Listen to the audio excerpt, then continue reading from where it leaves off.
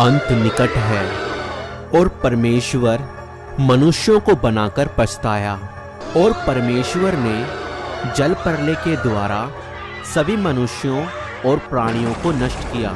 आज से करीब 4,500 साल पहले परमेश्वर मनुष्यों की सृष्टि करने से पछताया। जब मनुष्य पृथ्वी के ऊपर बहुत बढ़ने लगे और मनुष्यों ने परमेश्वर की आज्ञाओं का पालन करना छोड़ दिया था, मनुष्य अधर्म करने से प्रीति रखने लगे। उन्होंने अपने सृजनहार परमेश्वर को छोड़ दिया था। उन्होंने मूर्तियों को दंडवत करना और पूजना शुरू कर दिया था। मनुष्य हत्यारे, व्यभिचारी और परमेश्वर की आज्ञा ना मानने वाले और बुरे कामों से प्रीति रखने वाले हो गए। तो परमेश्वर ने देखा मनुष्यों की बुराई पृथ्वी पर बहुत बढ़ गई है और उनके मन के विचार में जो कुछ उत्पन्न होता है वह निरंतर बुरा ही होता है। और परमेश्वर पृथ्वी पर मनुष्यों को बनाने से पछताया। और परमेश्वर ने कहा, मैं मनुष्यों को जिसकी मैंने सृष्टि की है पृथ्वी के ऊपर से मिटा दूंगा। क्या मनुष्य, क्या पशु, क्या रेंगने वाले जंतु, क्या आकाश के पक्षी, सबको मिटा दूंगा, क्योंकि मैं उनको बनाकर पछताता हूँ। उस समय में केवल नूह ही एक धर्मी पुरुष था जो परमेश्वर की आज्ञाओं का पालन करता था। परमेश्वर नूह के धार्मिक जीवन से प्रसन्न था। नूह के 3 बेटे थे, सेम और हाम और येपेत। जब मनुष्यों की दुष्टता पृथ्वी पर बढ़ गई तब परमेश्वर ने नूह से कहा, नूह, मैंने निश्चय किया है सब प्राणियों को जिनकी मैंने सृष्टि की है पृथ्वी पर से उनको मिटा दूंगा, क्योंकि पृथ्वी मनुष्यों के पापों से बहुत भर गई है। इसीलिए तू एक बड़ा जहाज बना, मैं जल प्रलय पृथ्वी पर ले आऊंगा और पृथ्वी के समस्त जीव जंतुओं को मैं मिटा दूंगा। हाँ, जितने भी प्राणी हैं वह सब मर जाएंगे, परंतु तू अपनी पत्नी, पुत्रों और बहुओं समेत तू उस जहाज में प्रवेश करेगा और तू और तेरा घराना बच जाएगा। तू अपने साथ हर जाति के पशु पक्षी और पृथ्वी पर रेंगने वाले जंतुओं का एक एक जोड़ा अपने साथ जहाज में ले आना और खाने के लिए तरह तरह के भोजन सामग्री को भी पर्याप्त मात्रा में इकट्ठा कर जहाज में ले आना। और जिस प्रकार परमेश्वर ने नूह को आज्ञा दी थी, नूह ने जहाज बनाना आरंभ किया।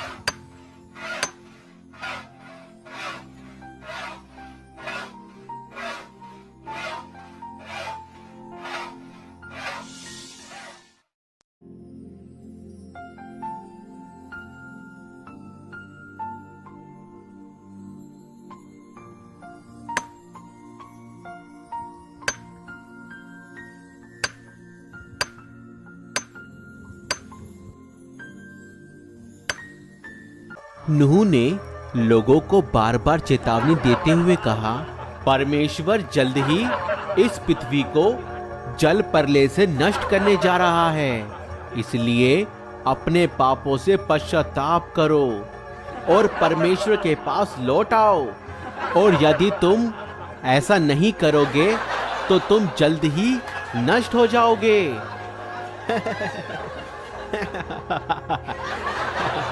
अरे नूह देखो पागल हो गया है। अरे पागल नूह, पानी कहाँ है? अरे नूह तो बिल्कुल पागल हो गया है। परंतु लोगों ने नूह का मजाक उड़ाया और उसकी चेतावनी अनसुनी कर दी। कुछ समय पश्चात जब जहाज बनकर तैयार हो गया, तब परमेश्वर ने नूह से कहा, नूह तू अपने घराने समेत जहाज में चला जा। 7 दिन बाद मैं 40 दिन और 40 रात पृथ्वी पर वर्षा करके इन समस्त जीव जंतुओं को पृथ्वी पर से मिटा डालूंगा। और जल प्रलय से बचने के लिए नूह ने अपनी पत्नी, पुत्रों और बहुओं सहित जहाज में प्रवेश किया। और जिस प्रकार परमेश्वर ने नूह से कहा था, नाना प्रकार के वन पशु, पालतू पशु, रेंगने वाले जंतु और हर प्रकार के पक्षी नूह के पास जहाज में आ गए।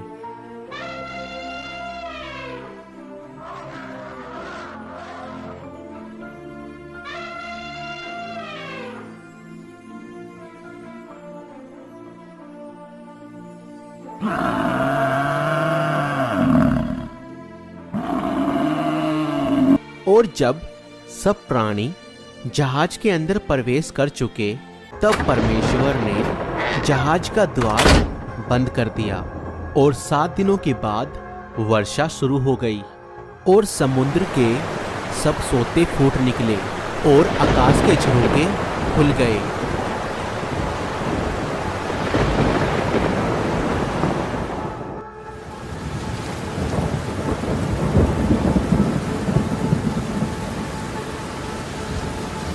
और लोग जहाज के द्वार को पीट कर अपने बचाव की सहायता के लिए चिल्ला रहे थे, नूह दरवाजा खोलो, नूह हमें अंदर आने दो, नूह दरवाजा खोलो, दरवाजा बंद कर दिया है भाइयों, दरवाजा बंद हो गया है। और लोग चिल्ला रहे थे, मगर अब तो बहुत देर हो चुकी थी।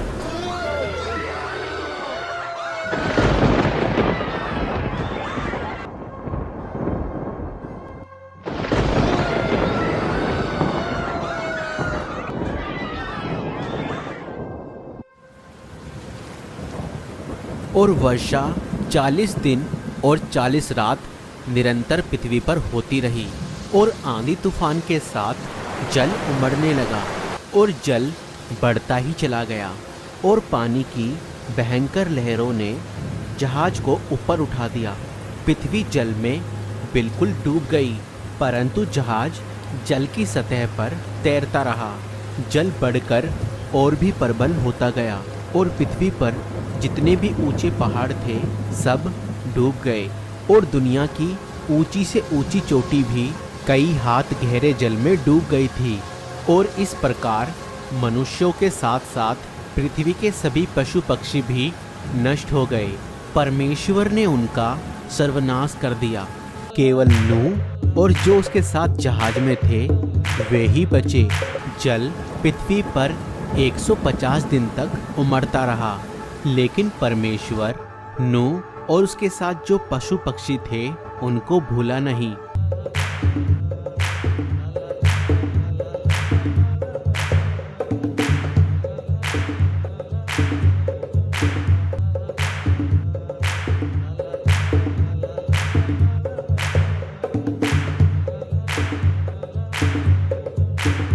और कुछ समय पश्चात परमेश्वर ने वर्षा रोक दी और पृथ्वी पर तेज हवा चलाई, जिससे पानी धीरे धीरे कम होने लगा और अंत में जहाज अरारात नामक पहाड़ पर टिक गया और जल दिन प्रतिदिन घटता चला गया और पहाड़ों की चोटियां दिखाई दी।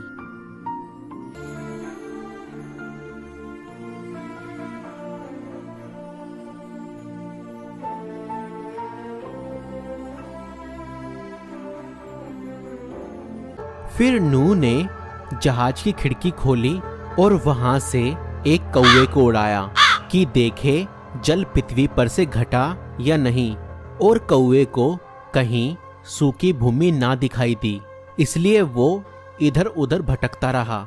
फिर नूह ने अपने पास से एक कबूतरी को उड़ाया, मगर उसे भी पैर धरने के लिए स्थान ना मिला, क्योंकि पृथ्वी पर जल ही जल छाया था।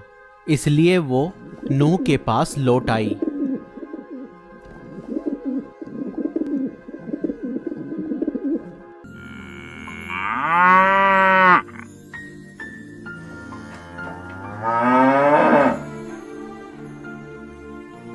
और फिर 7 दिनों के बाद नूह ने फिर से उस कबूतरी को उड़ाया, और शाम के समय वो कबूतरी नूह के पास वापस लौट आई और देखा कबूतरी की चोंच में जैतून का एक नया पत्ता है। और तब नूह जान गया जल पृथ्वी पर से घट गया है।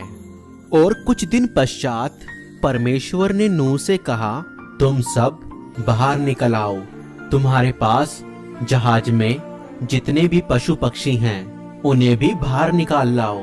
इसलिए नूह अपनी पत्नी और अपने बच्चों और बहुओं समेत बाहर निकल आया। और तब नाना प्रकार के वन पशु पक्षी और पृथ्वी पर रेंगने वाले जीव जंतु भी जहाज में से निकल आए। और परमेश्वर ने नूह और उसके पुत्रों को आशीष दी और कहा, फूलो फलो और सारी पृथ्वी पर फैल जाओ।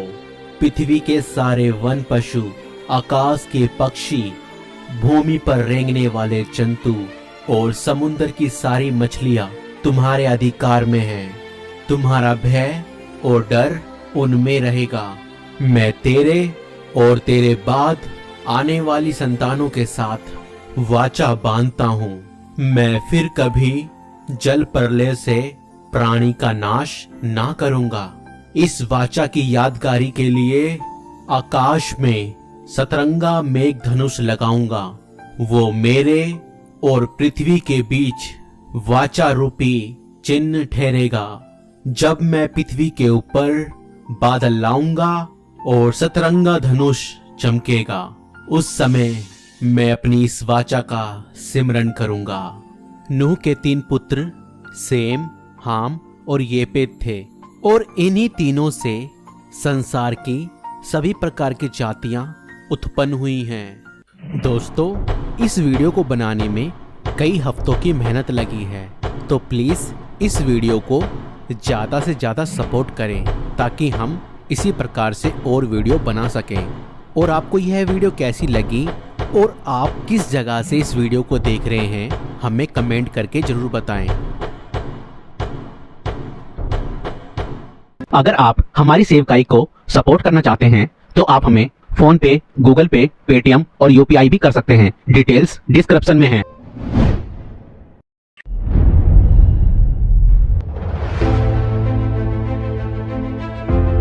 तो दोस्तों, हमारी वीडियो को लाइक करें और हमारे चैनल को सब्सक्राइब करें। Thank you.